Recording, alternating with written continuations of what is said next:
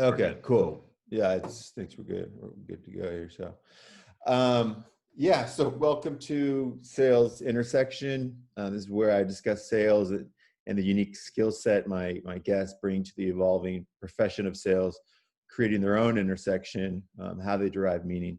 This is episode five with my guest today, the William Wallace of sales, founder of the Sales Rebellion, the hero to the evolution of sales, Dale Dupree. I wanted to research and learn about your value. So this time now I can provide you more with mine. That's actually a quote from you. Just so you know, my niche in the podcast industry, the noise and options, is I try to ask questions that have never been asked and you can't find online, internet wide for the most part, that are appropriate too. So, and I see you all over LinkedIn, and honestly, you've given me more insight and sales acumen and value than in almost any of my historical sales mentors, man. So I want to say thank you for that. And so to start off, I know you have said this 1,000 times and told this story, but just, familiarize my listeners, your background, how you got into sales, how you became William Wallace, and then we can get into the more kind of interesting questions. Cool. Yeah. So Dale Dupree, leader of the Sales Rebellion. But first, my story starts back in 1984 with my father, Curtis Dupree, who founded his copier firm that year and left the big box store. He was the Dwight Schrute of the copier sales world. And actually, he sold paper at one point. That's why we joke about it. Dunder Mifflin Plus. He literally worked for one of the largest copier companies in the state of Florida, and they had a pretty big standing. They were big enough that people knew who they were outside of the state as well too, which was kind of a big deal because the copy machine was, sold by Kodak or Xerox, and that was about it, right? So my father decided that the life that he was being forced into through the culture and environment that the big box store and the corporate world had created for him, that his destiny was better left to the fate of his own hands and his own actions and his own intentionality. And so in 84, he started that business, and I was born a year later with toner running in my blood. And so were my siblings as well too. But I was the only one that decided that the business was going to be something that I came back to, where we all worked in copiers at some point. A matter of fact, it's funny because my uncle Doug ended up owning the company that my father first worked for, that he left to start his business, and all of his daughters worked there as well too. So when I say toner runs in your blood, it truly does when you're part of the family. So I inevitably came back to work for my dad, but first I actually went out and toured in a band. First on Pluto Records. Shout out to Brian Coble, one of my first mentors, the owner of Pluto Records. And what was so great about Brian is that he was somebody that went out and found young and raw talent that was looking for that entrepreneurial next level concept inside of their music walk.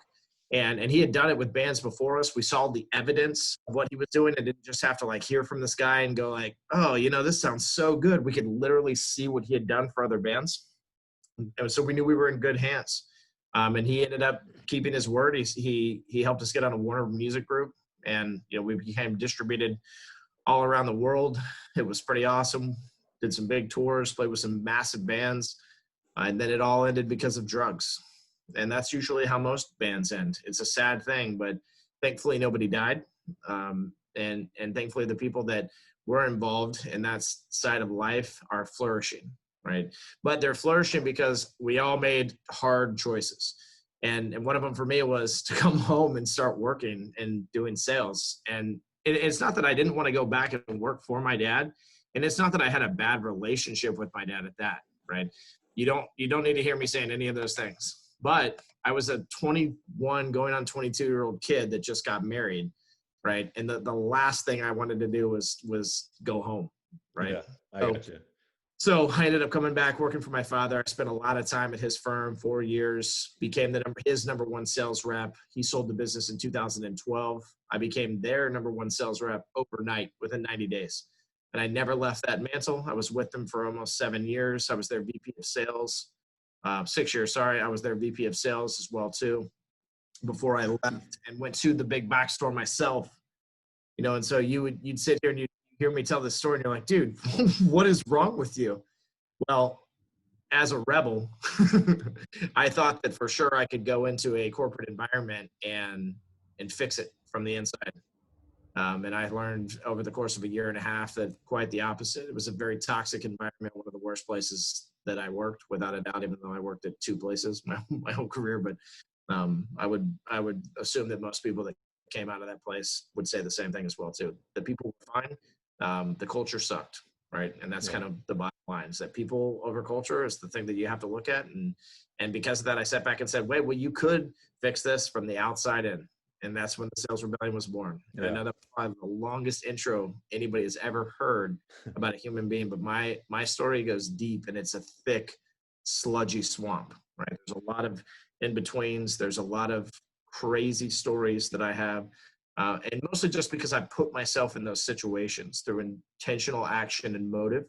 But at the end of the day, what I do now is I train salespeople to become better people, not better salespeople, but better people. So we start with the root, and we work on their reason. We build their living pipeline. We help them to put people over products, and we move them into becoming a true sales rebel. It's kind of ironic, because you and, the whole warrior movement is the exact opposite of what you think a copier. It doesn't really come in. It's not a conversation piece. My friends and I don't talk about copiers. No, it's not a sexy thing to talk about. And that, that you made it sexy, is just awesome. So anyway, I wanted to a little spin on the podcast. Instead of, I do want to ask some questions for sure, and I have a lot of them. But when you get asked to when you go to a webinar or a podcast, what's exciting for you to talk about? What would you want to talk about today? One of the things, and no one's ever asked me that, but it's crazier because I think every time I go on a podcast, I think, I can't wait to talk to the person on the other end. It's typically what I think. And it's not so much, I love telling stories, and mostly because in my mind, what I think of is how can I impact the person that is listening to your podcast that might not know my name, and that might be going through some of my similar struggles, that might have gone through, depression, which led to a suicide attempt, like myself, that have, been married for 13 years and with their wife for 17, and gone through a lot of the same trauma and struggles that me and my wife have fought through and become best friends out of, right? That need to hear from a guy like me every once in a while that they don't have in their circles. I just think bigger picture in general. Yeah. I think about how I can impact more so than how I can promote my business. I could honestly, and I hope it's okay that I say this word, but could give a shit about whether or not somebody ends up coming over and buying coaching or one of our curriculums or any of our products. I care more about the idea of being able to ignite their own rebellion, to light them on fire, done listening to this, and so that they will go out and tackle and take over their own little communities. And not in a weird way either, bro, in a way that leads, from the servant's heart, and that helps to defend people instead of conquer them from a sales perspective. Yeah, it's not like I know there's one thing for happiness, one piece of thing that you can do for happiness. But for me, awareness, my own awareness really helped me. I went through some years that were, you wouldn't believe, it was 2 years. To give you an example, one, I fell down an 8-story chimney, and it was like 10 of those. Maybe we could have a beer one day. We could trade stories. But what really helped was and I was a guy that if you said meditation to me, it was like nails on a chalkboard, but it turned into not what I wanted anymore. It was what I needed. And so for me, meditation really has brought that, and it made me self-aware that I was having so much anxiety and depression in my life because of these sometimes work environments. And now I'm still in sales. And if I'm in a good environment, I don't have anxiety or depression, and I'm finding value through sales doing this podcast. But that's what I wanted to, to say about that. What, you did door-to-door success.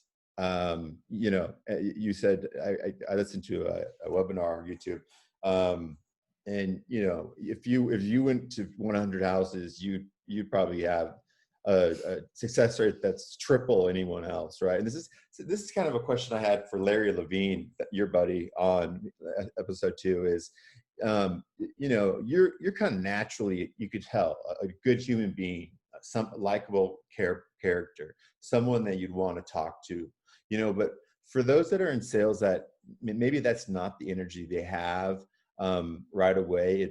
But they're hard workers, but they're kind of the rogues, the mavericks. What do you advise there? Yeah. So one of the first things that I would tell folks is, my door-to-door days, what I've realized real quickly was that people are not interested in you walking in the front door. They're interested because they're like, oh God, here comes a sale for our product, right? And then as soon as you say, hey, how are you? Then they start going, you're not demanding things, and so you're not here to buy something. And it's almost just this immediate change of demeanor and perception. And understanding that, first and foremost, you talked about awareness. Awareness of others is a lost art. Situational awareness is a lost art. And most importantly, awareness of ourselves. It's a lost art. Yeah. You talked about meditation. I'm born and raised in the church, bro, but I found Jesus on my own. He wasn't forced down my throat. I decided that I wanted to take a spiritual path, and I looked for my truth, and I found Jesus through that whole process. And I'll tell you right now that that's one of the biggest things that kept me sane inside of my walk, to be able to connect with my spiritual life, to be able to call on my creator, to be able to ask for help from something bigger than just myself, and to be unashamed about it. Like, there was a band that we used to tour with, and their lyrics were, "Let the world know that I am yours, and I will never be silenced." And I loved that saying. I wore that on my sleeve every day, to not just from a spiritual perspective, but also in my community. Let this community know that I'm going nowhere, and I will not be silenced inside of it, because I am here to serve it. And when I started to take these more intentional directives from myself that were not selfish, that were about what it was that I could leave behind for people, even to this day, I still have people calling me and asking me if they can buy a copier from me still, right? Or who would I recommend, or could I just do one more deal? It's pretty funny. But and I love that. And honestly, it warms me every time. There's so much fulfillment in it. And I don't think, oh man, if I was still in sales, I'd still be making $500,000 selling copiers. I don't think like that, man. I think I'm grateful. Yeah.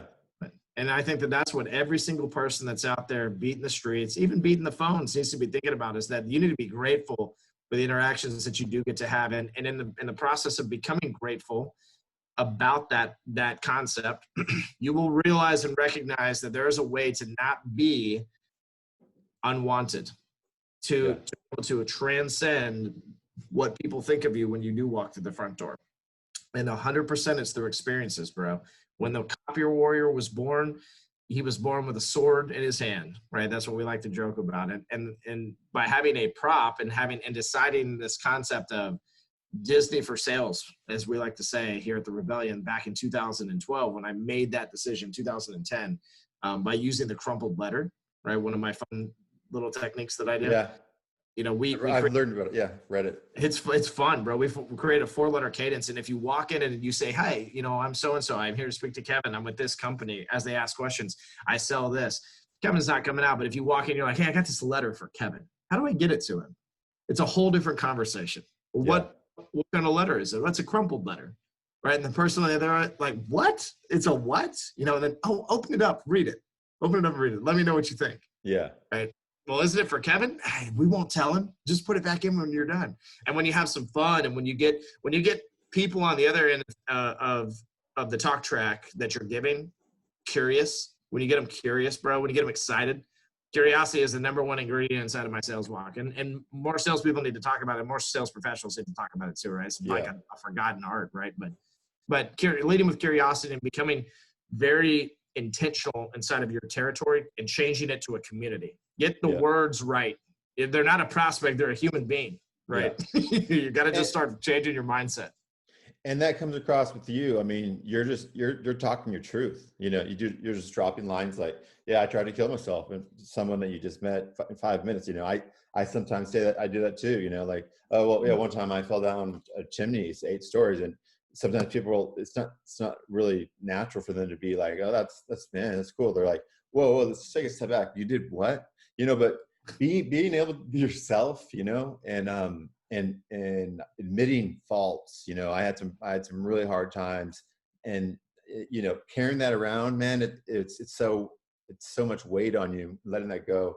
So anyways, I mean, on the side, that's meditation is the closest thing to I have to religion.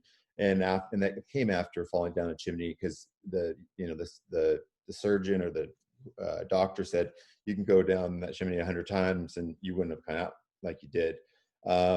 So that's something I do outside of work. I wanted to ask you a little bit about that. Like, what kind of things do you do when you're not sales focused, that are for your mental health or hobbies? Yeah, I live inside of something that I love. The first thing that salespeople have to do is, like, they don't go to get a job as a BDR because they had to get a job as an AE, right? That's a bad mentality. You go to get a job as a BDR because you want to, because you're excited to learn, because you're gonna love what you're about to start doing, and then the perks of that come with it, right? If you end up becoming an AE, or you move up into a management role at some point, or a VP status at some point in your career, that's cool. But you've got to start with getting rid of the work-life balance concept.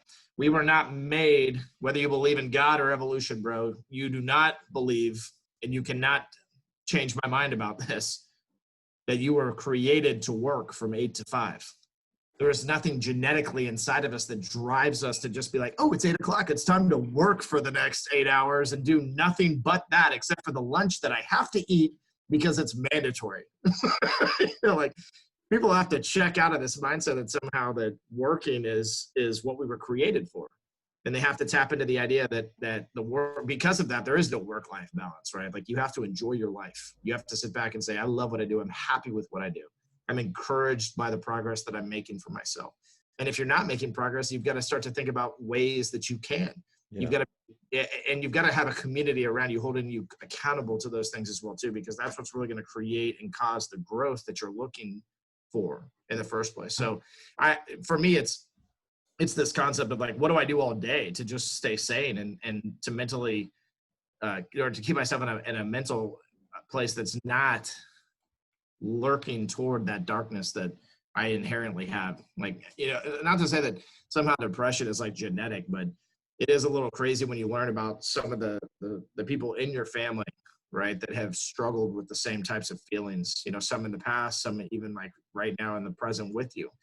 And so for me, it's this concept of, at the same time, that we're all kind of struggling with this thing to some capacity, like you talked about. And I like how you said, I don't necessarily just sit with somebody, or other people, I should say, don't just necessarily sit with someone and say, yeah, I fell down a chimney and almost died once. But in 2016, and because I am just such an outgoing person, it was natural. But in 2016, when I was giving my father's eulogy, I had a massive awakening that day. I had a transformation in my life and my mindset and the way that I conducted myself as a human, because I looked out into a room where half the people I didn't recognize, in a place that had a 900 person capacity, and there was over 1,000 people, like, lined up against the walls, and they might as well have been standing on each other. It was one of the most intense things that I'd ever looked out at in my life. And to think that the people that were coming up to us afterwards were stating things like, I met you when you were this tall, and like holding their hand down by their waist and saying, your dad rolled my first copier into my office with you. It was intense. Yeah. And so I woke up that day, bro, and I said, it's okay to tell people the things that you have struggled with, or that you are struggling with. It's okay to be very forthright. It's okay to be very transparent. And there is no such thing as oversharing, right? There is definitely an inappropriateness to the way that you conduct how you share your stories and the things that have happened in your life. But there is no such thing as sharing too much information, because as long as what it is that you're doing comes from an altruistic standpoint in regards to educating other people and to trying to become more intimate with them and closer to them inside of a relationship, then it doesn't matter. Because listen, if they don't like what you say, they're not your tribe, and Mhm.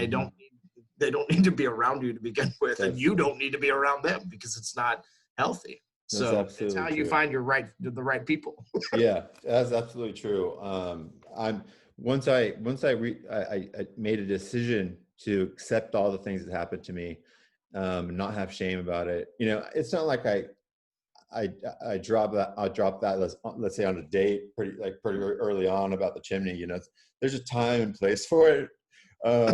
But you know, just accepting yourself, you know, and speaking about it is powerful, and it takes strength, but it's so liberating, you know. Mm. I went through that, and then I realized I made a decision that I'm going to make every day a masterpiece, um, honor, to have honor my job, I think is what you said. You had a saying, take honor in that. And you know, as you get older, you realize you're not going to be alive forever. You know, I was living in my 20s and the early 30s, you know, just partying like crazy, just acting like life goes on forever, and it doesn't. You know, so as much as I can, you know, I was really inspired by this. You know, that you said that is take honor in your life. You know, and that feels good for yourself and your social network. But so you talk about your dad a lot. Obviously, he was a big influence.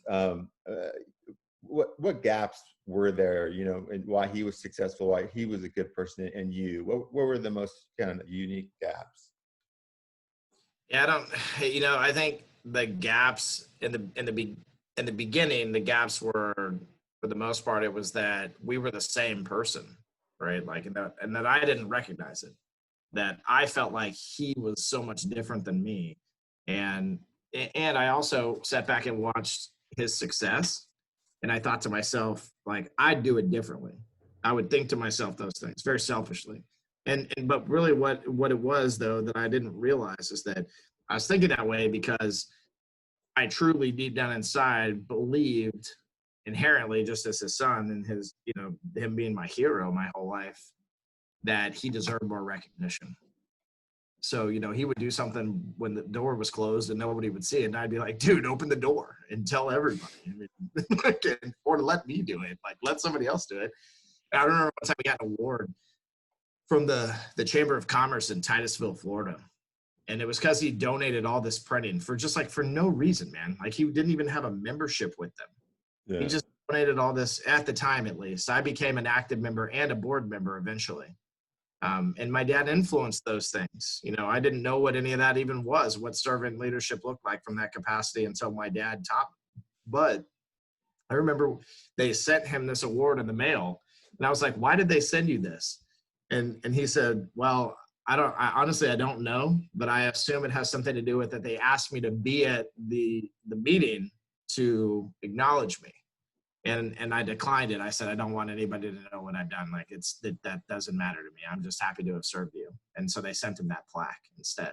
And so it was even moments like that where I was starting to see, okay, I get it here. Like, we're really, what my dad was finding by being that person was he was finding his real tribe, the people that truly did appreciate and love him, because they were, even in those moments, were respecting that request, right?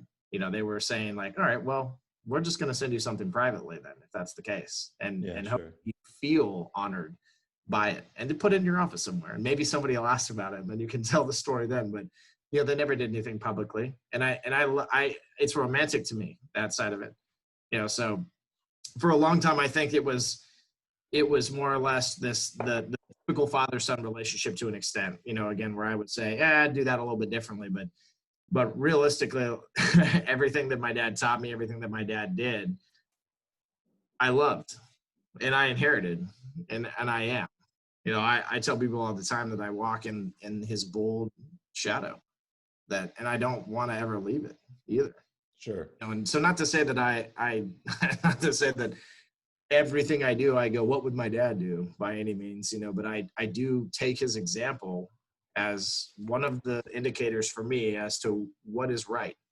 inside of these decisions, because I know I still have to make my decisions for myself, and that's what my dad allowed me to do. That's how he trained me. That's how he motivated me. That's how he mentored me, right? Hey, I could teach you all this stuff, or you could just learn it. And guess what? The best part is that if you learn it under me, you get more time. If you learn it out in the world, you're fired in 90 days. But with me, you get a little bit more time. And if you fail, I'll fire you too. But I'll give you time. And time being one of the most important things that we can give to one another, I was grateful. And I am eternally grateful at this stage of my life for the patience he had with me and the things that he allowed me to do, the experimenting with, taking empty donut boxes to people and, telling them on the inside, like writing in Sharpie saying, sorry, I ate these, waiting for you to get back to me. Like those were risks, right? Because I could make the business look bad even, but my dad believed in me, right? And so I would really say that when you look at it at the end of the day, I hope that people see my father in me when they look at my actions and they see what I've carried out. That's great, man. I'm sorry that did happen, over 2 years ago, but it obviously gave you a ton of value and who you are today. I mean, do you tell the people that come to you for coaching, just you can go crazy until you get a restraining order? Or where do you cross the line? Because you've done some crazy stuff, right? I think you said, yeah. I was pretty close. I almost got a restraining order one time. It was close, but I just got slapped on the wrist by the security guard instead, which was nice, But we don't want people to risk their livelihood. Yeah. But we want people to understand that until you care enough, nobody else will. Yeah. Right. Nobody will recognize your existence at that, And so you can't sit back and just say, oh, I've made 25 calls to these people. Eventually, because I've left so many voicemails, they'll get back to me. And yeah, we've all heard the story about, the guy that for 2 years kept calling his buyer, and his buyer finally was like, all right, I'll give you a chance because you're annoying. That's really what the story, how it goes. People tell it differently. They say, well, that's persistence. Like, no, you just annoyed the living shit out of this dude. And so he's going to take your quote now. But where's the quality in that kind of relationship? Like, where is the sense of servant leadership inside of that? How are we causing wonder in our prospect? How are we allowing them to see our true motivation? Because all they hear is dollar signs every time we leave a message for them, right? Sell you something, sell you something, sell you something. So COVID has obviously changed things because, I mean, you can't do a lot of maybe some of the things you would encourage in the past, right? Is that accurate? Or, I mean, you can still do them. That, we've seen a drop in responses, but it's the same drop that everybody that is experiencing a drop have seen in their sales in the first place, right? So it all lines up. Yeah, an office is good still. You gotta do recon in the year of COVID. You gotta do recon. You gotta call the 800 number, or the call center, or the front desk that's being forwarded to the cell phone of the poor young woman or the poor young man that they're making answer the phones at home, and without a switchboard, right? Like without any way to get anybody anything, and ask them what's going on. I'm trying to help y'all out. I've got some stuff I've been trying to deliver over to Kevin or over to Stacy, and how can you help me out? How do I find them? Man, I don't even know how to get a hold of them myself. When you start to do that recon and you figure out, like, all right, these 50 people over here, I'm going to have to come back to them after this thing's over. Yeah. I can do, right? And then saying, well, okay, so how do I innovate that? How do I find the people that are in their office, that do have a smartphone, instead of a cell phone at their employee's house, that can send, by hitting 9, you over to the guy or girl that you're trying to get in touch with, asking the right questions, being a wanderer inside of your territory right now. That's the thing that's most important, and not just like saying, I dialed their extension and left them another message. They must not be coming to the office. Well, obviously they're not. But the other thing is asking. You get on the phone with the receptionist. Yeah, none of us are coming to the office right now. Well, can I get their cell phone? Because like they can tell me no. I'm not trying to bother them from the perspective of becoming a nuisance. I'm just trying to get in touch with them and see if I can send them the scrumpled letter in the mail, right? Yeah. And I'll tell you right now that unless you ask, you're never going to know the answer. A lot of people say things like, I can't ask that question, or that's not business professional. Business professional is a cop-out. Yeah. It's a Yeah. real thing. So, what about like online tools are the way to go, right? Everyone has maybe some LinkedIn Navigator or Salesforce or Yeah. something. I mean, without using any kind of brands, if you don't want to, what do you think is essential to use online to be effective? Yeah, use Lead IQ. I'll tell a brand. Use Lead IQ, use Ryan O'Hara and Lead IQ. And that'll give you the information that you need digitally on the people that you're trying to get a hold of. And that's your tool right now during COVID-19, because also we're teaching our reps, our students that we're training, we're teaching them how to do things digitally, how to take the experience that people would have by this thing that you send them through one of our market tools digitally, right? So we've got videos of reps crumpling up pieces of paper and this is a crumpled letter. I want to explain it to you, but you got to get back to me, right? And causing curiosity and becoming fluent inside of a digital world in their outreach and just pivoting in the right way and keeping the same fire, being excited, being willing to do the work. The best part is that you can easily send a whole bunch of videos to a whole bunch of people as direct messaging through their LinkedIn after you get them to add you, and it's going right to their cell phone and they're sitting in bed looking at it, right? I mean, so you should be doing that post-COVID, right? People should be adapting to the way of the world and the way that the future is headed from a digital transformation standpoint, regardless. But the human connection is what people need more than anything. So don't disconnect yourself inside of that outreach. Stay present. I imagine there's at least some percentage of people that are coming to you that are unemployed, and it's more about interviewing, not getting a sale. What advice would you give for them? Probably there's a lot of similarities and overlap, but what are you advising? Yeah, we're teaching people non-traditional ways. I'll give a shout out to Justin Wynn, and anybody can find Justin by going through my LinkedIn. He runs a company called Get Show Grind Up, or you can check out Daniel Botero. He has a great book, College to Career. He also is running a great little community around students specifically that are coming out of college and looking for jobs right now. And those guys know what's up.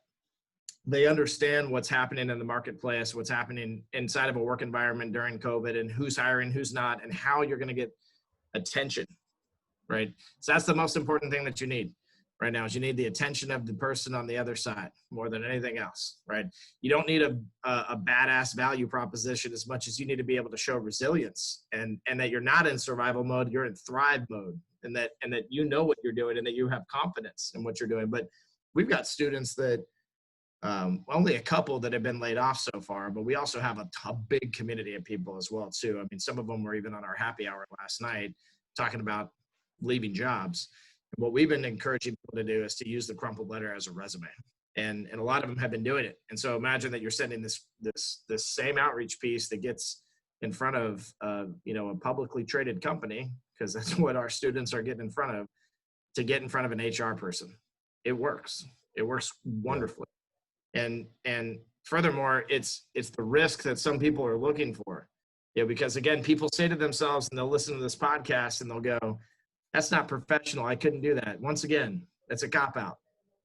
If you don't take risks, if you're not willing to dare mighty things, you will fail. Yeah. It's as simple as that. Or you will find a job and it'll be something you'll think that it's the right fit, but it won't be. Yeah. Because you're just settling, right? You're getting complacent in your walk and you're saying, whatever. Yeah. I'll just go take this job over here. I'll just send a regular resume. Make a digital one. Send video with it. Yeah. Talk to people. Show your authentic side. Step outside of your box. I mean, in the pie chart of all sales in the U.S., I mean, you are bleeding edge, in terms of your ideas and the way you go about things. And seems like you're natural for that. What do you, I mean, it seems like, and also naturally you'll continue to be that, but what kind of goals, what do you see, what goals do you have 5-10 years from now? Yeah, man, they're big. I mean, as a company, it's our mission to tear down castles and build a kingdom, and kingdoms are big. So we want to touch Wallace, millions. like I said. We want to touch millions of lives. We are already global. I mean, we have multiple countries that we serve students in. But we want to be bigger, and we want to be bigger not from the perspective or the sense of like making a ton of money and becoming so wealthy that we don't even know how to count it anymore. We want wealth that's generational. We want wealth that's altruistic in its form, where we understand that money is important because it's what makes the world go around, but we understand what a legacy is. We know what people truly need in their life in order to thrive. We know what's going to bring fulfillment, what's going to bring happiness, what's going to bring peace, what's going to give people, again, the fulfillment that they desire, and not a sale, right? We want to build a community. We want a place where people can go and they can challenge one another through accountability, through friendship, through camaraderie. We want rebels to rise up all over the world, and not just to become better salespeople, but to connect with themselves, to become self-aware, then to become aware of others, and then aware of situations, and change the world altogether. And we believe, because we believe, just like I said, in the generational concept. So what are we doing for our generation and the next, that we hopefully in the next after them as well, hopefully I'll still be around to serve them to some capacity. So that they take our teachings, our concepts, our mindsets, and they infect the next generation and the next and the next, and we keep this thing rolling, because so many people have such a short-sighted view, and that's why everybody fails. The rebellion looks long-term. Great. That's awesome. I want to be respectful to time. So just last question, and it's a bit of a selfish question, but I'm just starting up this podcast and my own kind of site for business or, sales acumen and empower, leadership and growth. What kind of advice would you give me to to grow this business podcast? You know what, dude? Like, the best advice that anybody can give it to any capacity is make sure that every single thing that you do inside of growing and building and hitting these goals and all these milestones that you're trying to, because I'm sure you have some built up, make sure that throughout the process that you're creating fulfillment and happiness for yourself, and that you're not just doing stuff in order to hit the metric that's necessary. Metrics are non-existent inside of happiness. They truly are not.